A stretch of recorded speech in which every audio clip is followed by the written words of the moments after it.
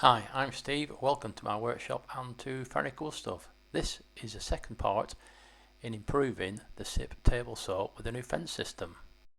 In episode 1 we had a slight problem, and just for good measure the actual fence wasn't long enough as well. I'll explain why later. Well, here we are 2 days later. We're back on with upgrading SIP table saw with the INCRA TS fence. We left it last time where this cross member was too short. I'm the dope here. I measured the table. The table's sort of 30 inches, and it said that the one that I ordered was 36 inches, which it is in terms of the length of the rip fence. Unfortunately, when you have the rails on and the brackets and everything else, it gets beyond that, so hence it was short. Anyway, I got back onto the suppliers. Who were very friendly, very helpful, and we've just done an exchange really for the longer rip fence and support base for the standard one.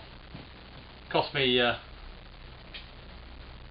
£50 more, but again it's I think it's about 10 inches longer. I think these are 46 and the other ones are 36, so for 20 inches of extrusion it was £50. So we just got this as another unboxing.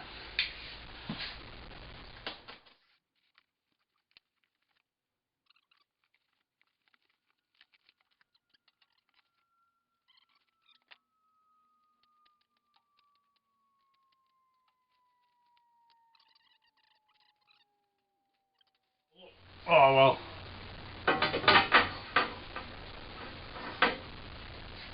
that's going to do the job. So if you recall, we have to attach that to these nuts here, then square it up. So we'll crack on. So here I'm just using a thin piece of ply just to lift the base support up, so I can just slide it onto these hex bolts, but these hex bolts are really fiddly. You just got to get them bang on in line. Square ones would have been so much better. So here I'm using a large engineering square, just using the edge of the table to line up the position of base. I do it from both sides to get it as accurate as I can. We'll now put the business bit on it, which is the positioner.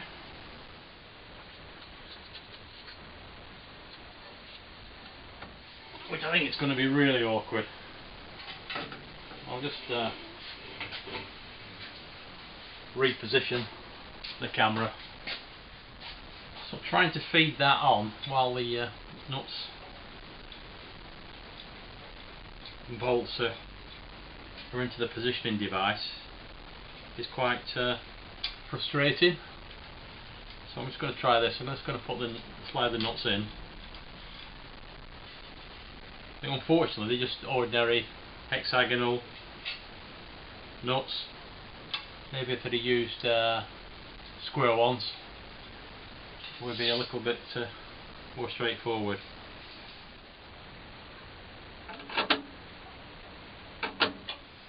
Just need to do is line these up. Where's my square?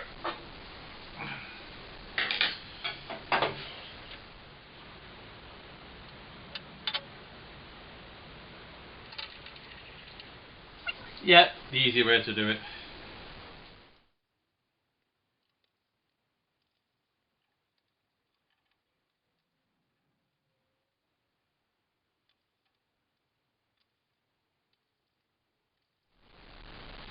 It says 11 inch, so let's go with 11 inch.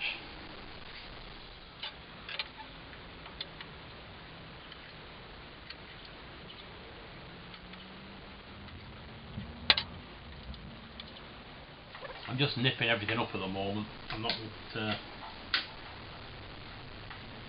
really cranking on them. Right, we're going to line that down to this mitre slot. Here I'm going to use two steel rules just to line up to the mitre slot. Unfortunately, you just can't move this base up to the mitre slot to line it up, as you'll see in a minute. You've actually got to tighten the base to the supports from underneath. Right, tighten these up.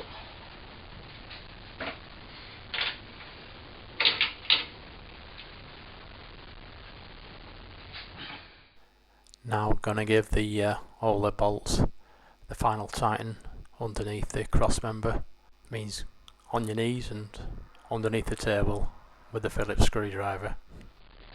After doing all that, we'll undo it all again.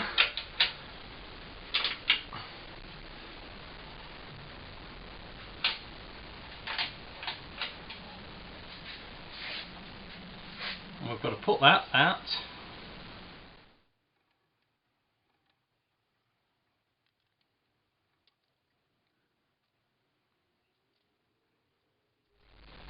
so I've tightened the 4 knobs, and then there's 4 set screws that are in there. So I've got to tighten these.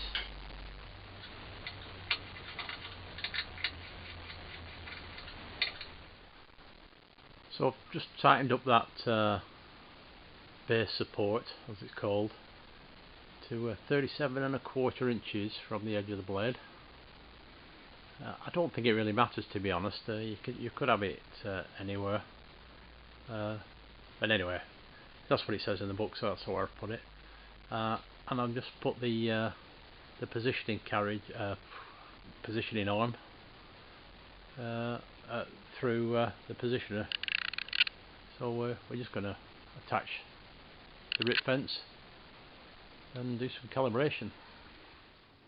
So here you're just sliding some T-nuts down the fence slots and then bolting it to the positioning arm. And here there's some brackets that go onto the rails and then they're attached to the rip fence, both sides. Supplied in the kit are a couple of shims that you actually sit the rip fence off so it doesn't sit directly onto the table, which is quite handy. We are only cut the pieces of cardboard probably about 1.5 mm thick, so sorry for the back because you won't be able to see, but you'll see I'll just put some bolts across and then a big back in the way. So it's calibration time. So I've moved the fence up to the edge of the mitre slots and it's wandering off a bit, so just slackening the bolts that hold the positioner to the base and using that to adjust. That's running parallel to the mitre slot. I'll screw it to the bed. Good news. Well, it looks like I was concentrating that much I forgot to actually tell you what I'm doing. So I'm winding up the blade and then I'm bringing the fence to it to basically just kiss the fence, and so I can zero the scale. However, I do find a problem, as you'll see in a moment, is that the blade isn't sitting square.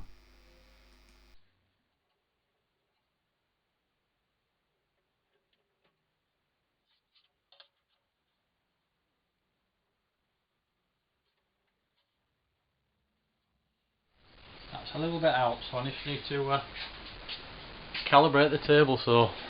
So change the camera. I've now sorted the blade out in terms of standing at 90 degrees to the table. That was a messy job. Well,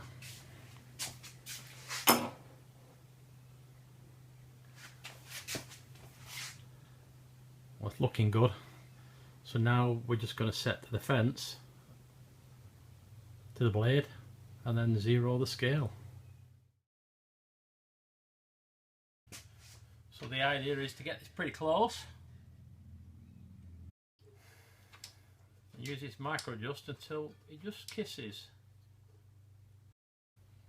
Now we have to set the scale position. I'll just bring you in to have a look. So there's this crosshair line across there. What we need to do is set it. I'm trying to hold the camera and do this at the same time, sorry about this.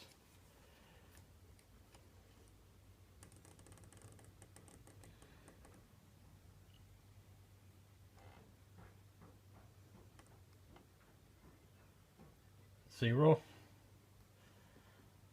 Then that's that top scale done. Don't know what that, why there's two scales. And then the other scale, I'll just stick it back. You've probably seen it before. It's basically a steel rule on a magnet. So we're just gonna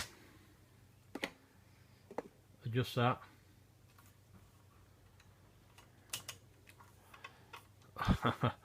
We'll try to adjust it.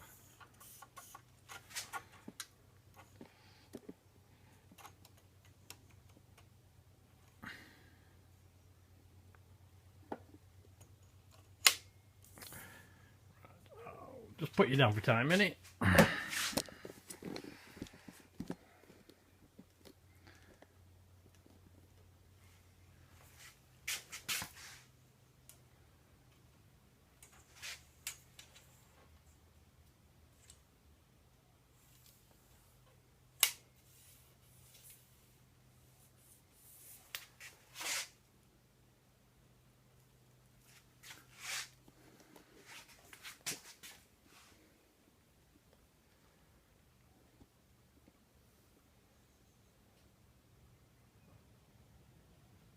Both zeroed up, and we'll zero this up as well.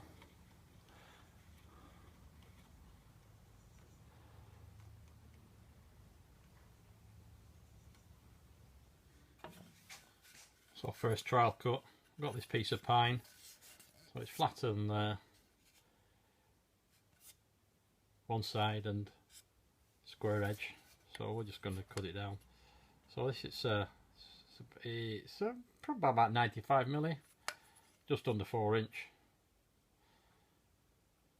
I think we'll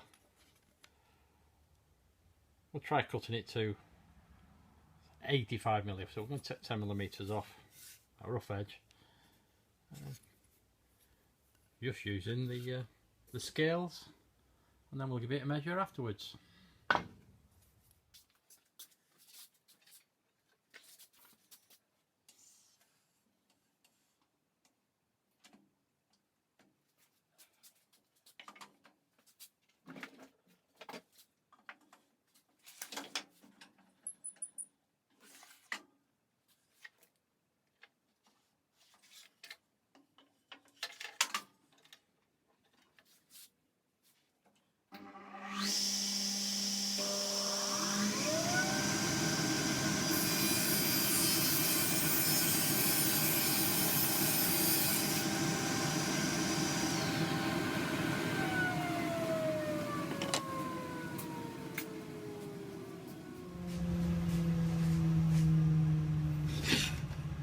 So here we go,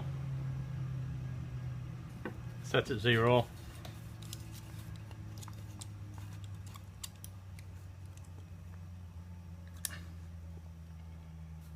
Well, it looks like I'm half a milli out in my setup.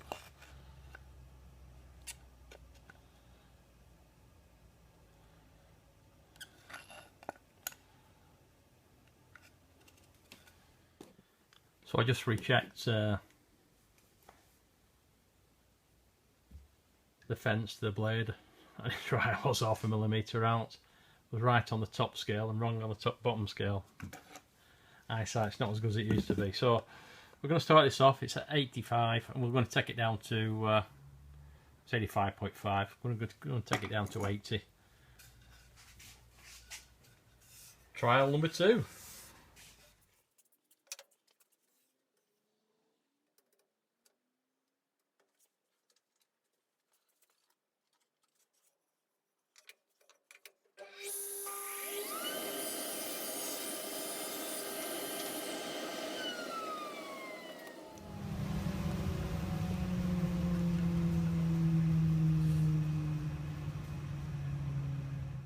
So my calibration issue was quite simple, to be honest. The on the positioner there's a handle which has got 3 positions.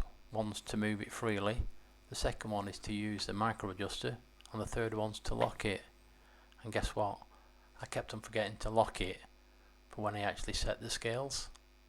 So how this system works is that the arm carries a lead screw, and that's where you micro adjust it, and the clamp that's on the positioner fits into the grooves on the thread, and that's how it holds it in position. Now if you don't actually have it bang on, it will jump to the nearest point on the thread, and that's what's happened to me. That's why it was jumping 0.5 millimeters. Anyway, so I sorted that out, and everything was tickety-boo. Oops, sorry. So it's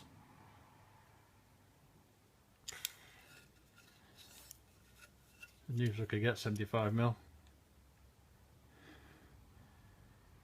Sorry, there you go. Well, the calibration is really key to this. Now it's set up, I ain't going to move it. So there we've got an INCRA TS LS precision table saw fence attached to a SIP 01332 table saw. Bit of a faff in terms of calibrating it. Down to me, not down to the system. Also me again, ordering it wrong size, not reading the instructions properly. It seems to looks nice in gold against the table saw, so we'll see how that goes. So that's got to be the last upgrade I can do to this sort. All this with the overhead guard and the table saw fence system probably worked out cheaper than actually buying a new table saw,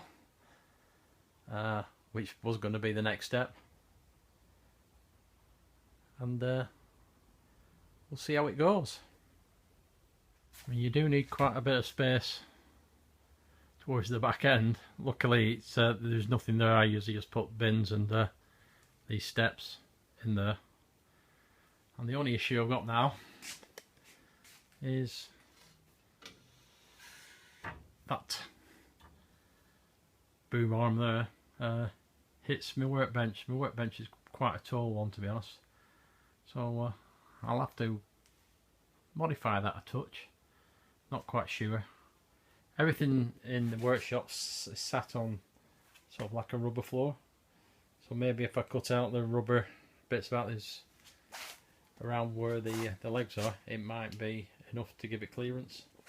It's not much, and it's out probably about 3mm or so,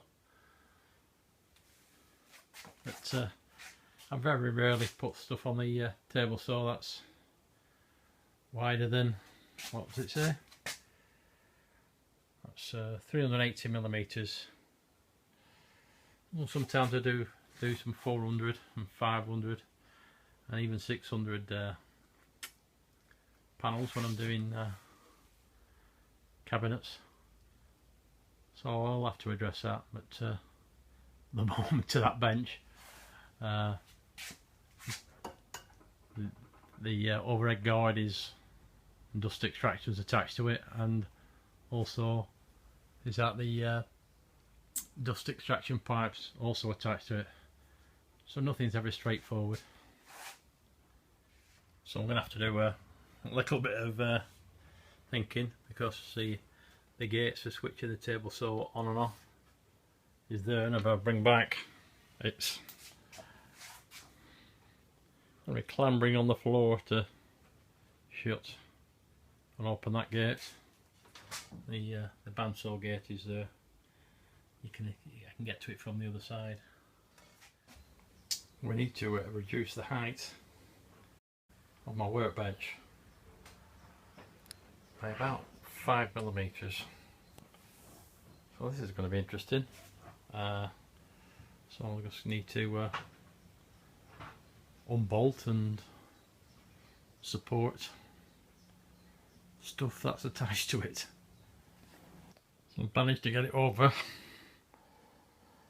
Time to just take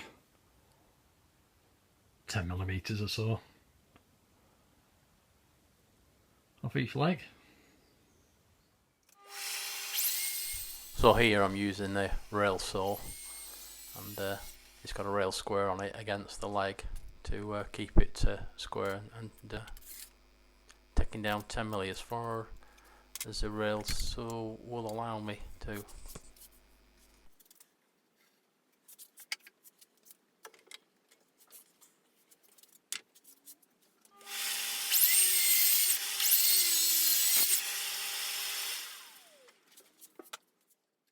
And then finishing off with a handsaw, hopefully a sharp handsaw.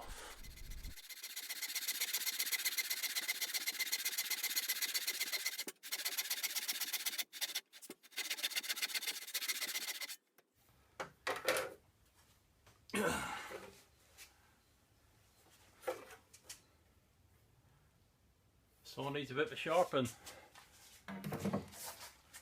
What else have we got here?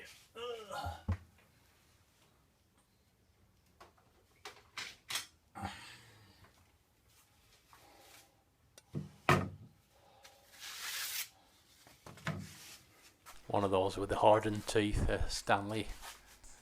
So this will do the job pretty quickly.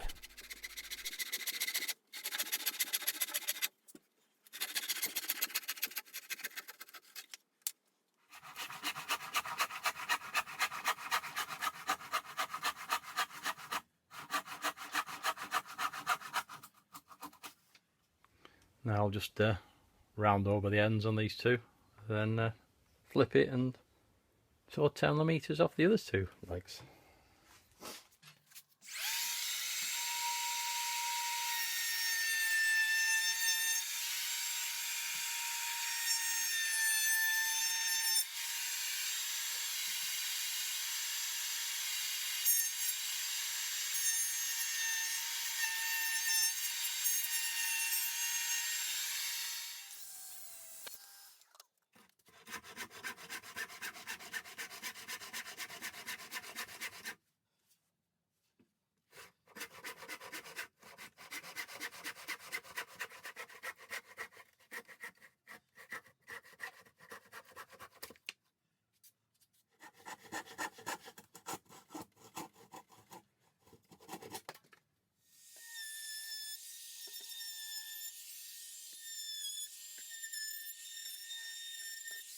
So now the fence will retract to its full 810mm capacity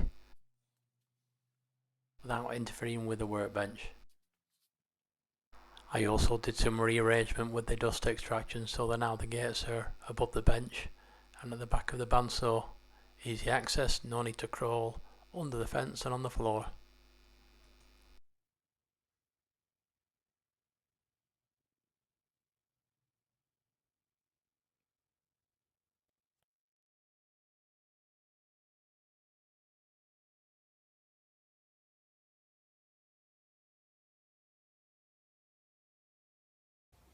Anyway, thanks for watching. Please leave a comment, like, subscribe and all that. And I'll see you again soon. Thanks for watching.